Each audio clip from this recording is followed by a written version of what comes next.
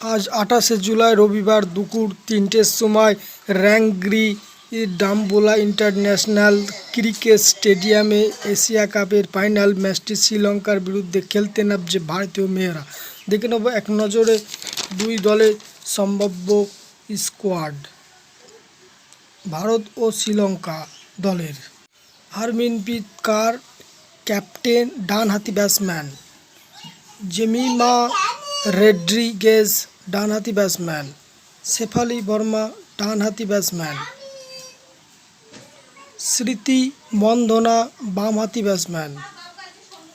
দীপ্তি Sharma allrounder. Richa Ghosh wicketkeeper batsman. Uma Chhetri ডানহাতি batsman. Pooja Vastrakar allrounder. Radha Yadav বামহাতি off spinner bowler. Renuka Singh ডানহাতি ফাস্ট বোলার। তনুজা কানভার বামহাতি অফ স্পিনার। এই ছিল ভারতের সম্ভাব্য একাদশ। এবার দেখে নেব শ্রীলঙ্কা দলের সম্ভাব্য একাদশ। নীলাক্ষী দে সিলভা ডানহাতি ব্যাটসম্যান। ভিস্মি গুণারত্নে ডানহাতি batsman. Chamari Athapaththu captain allrounder. Kavisha Dilhari allrounder. Anushka Sanjeewani ডানহাতি ব্যাটসম্যান। হাসিনী পেরেরা বামহাতি ব্যাটসম্যান।